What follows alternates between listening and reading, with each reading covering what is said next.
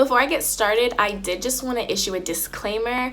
I am an exception to the rule, not the standard.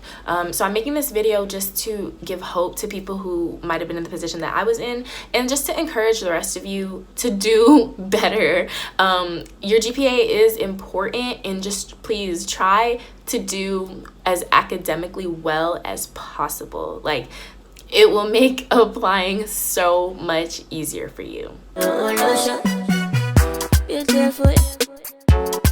nice and looking good, say I go fit to chop you like my food. Beautiful. Looking nice and looking good. What's up, guys? Dolly D.M.D here. If you're new to my channel, welcome. So I guess I realized I never really did an intro like about me, so this is the perfect video to do that in. So my name is Dolapo. I am 22 years old and a D1. If you don't know what that is, that's a first-year dental student at Boston University School of Dental Medicine. I recently graduated this past May from the University of Texas at Austin. With a degree in nutrition. So I was a Bachelor of Science and Arts in Nutritional Science. And I graduated with a cumulative GPA of a 3.1. And if you know anything about being a pre-dent and applying to professional school, that's not a great GPA at all. So I'm really excited to get into this video and tell you guys about how I took that and got to where I am today, which is a first-year dental student. We're gonna get started with my freshman year of college. So freshman year, I came in as a human development and family sciences major. I took a child development course in high school, and it was super easy. So I was like, oh, I like this. I like kids, so maybe I'll want to major in this. So that's what I came in. I was also pre-med because my whole life I thought I wanted to be a pediatrician and be a doctor like my dad, because I'm a daddy's girl. And I took my first general chemistry class fall semester with this one professor, and he was so boring. Like, he was so monotone, and I already didn't like chemistry because when you take chemistry in high school, like, it's just everyone gets an A. You don't really study for it, you just show up. And so I kind of thought it was gonna be like that. I'd kind of just show up to class and then like go take my exam. Like, I didn't really understand about like sitting down and studying and reviewing lecture slides. Like, that was a foreign concept to me. So I finished the semester with a D+, which, if you know anything about being pre-health, that is like putting a big scarlet letter on your chest that says failure. Like, you're not getting into anybody's school with a D+ type. Like, that was my mentality, at least. And so I was really scared to go home, but like I had to tell my parents that I had essentially failed the class and I had to retake it the next semester. And so after I failed that class, like, I started realizing that, one, I didn't really like my major. So like the major classes that I was taking to supplement my science classes were so boring to me because I didn't like them. And then general chemistry was so hard. I was like, dang, do I really want to be a doctor? Because this is not fun. Like, I hated chemistry. And so I kind of started to have a little like mini crisis of what I wanted to do with my life.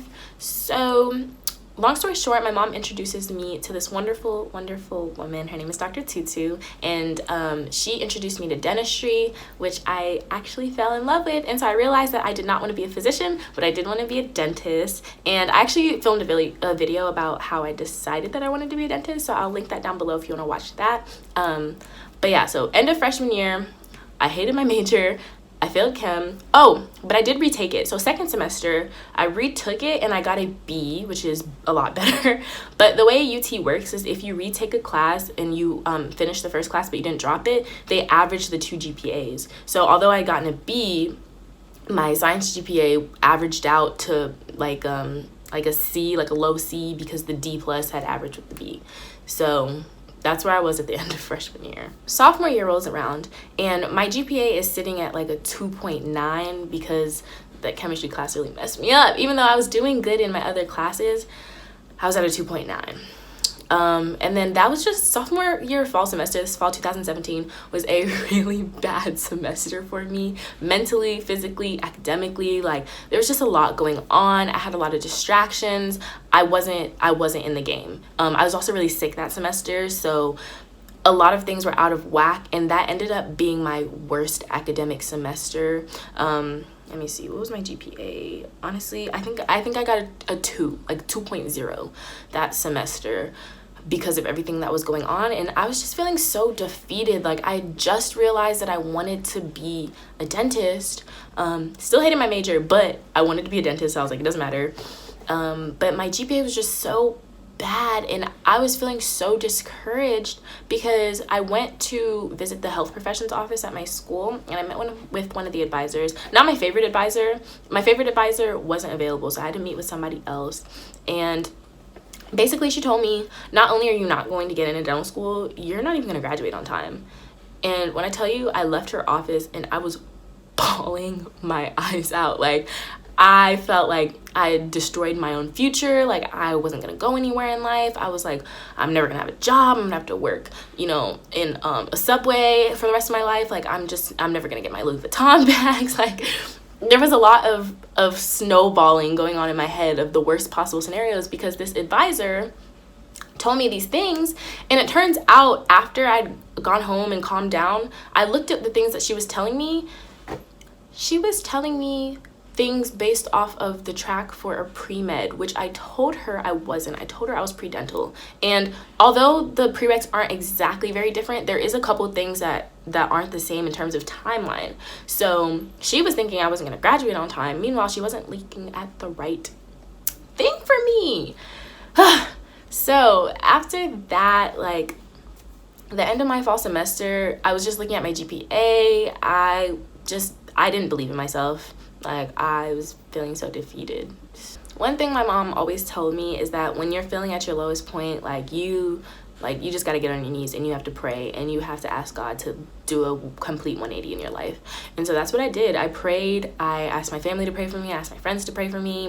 Like spiritual Holy Ghost prayer. Like, I knew how badly I wanted to be a dentist, and I knew it was for me, and I knew I loved it, and I knew I could help people. And so I knew that, like, what was for me, like, God would help me get there. So I prayed. I was like, please, like, turn, put a fire in me, make me study, make me learn new things, make me go to office hours, like, make me do what I need to do to get to where I need to be. And that's exactly what happened, because second semester of sophomore year, my GPA shot up. Well, it didn't shoot up. My semester GPA shot up. I made university honors that semester, but UT, like, for some reason, even if you do good after a bad semester, like, that bad semester really holds you down. So my GPA didn't really, I think I was still at like a 2.9, but now I was at like a 2.97, not a 2.90, if that makes sense.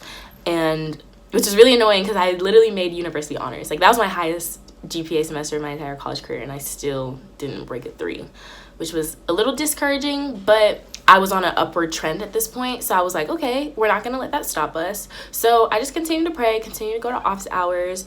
And then, so towards the summer, so we're like finishing the semester. Towards the summer, I was just so fed up with being an HDF major. And I was like, yeah, the major doesn't really matter for dental school, but I'm going to be in college for 2 more years and I can't be miserable. So I had taken an intro nutrition class, and I realized that I really, really liked that. Honestly, I wanted to be a bio major, but I needed a break from the sciences. So nutrition was the next best thing for me, because it is basically a bio major with human applications. And so I chose nutrition.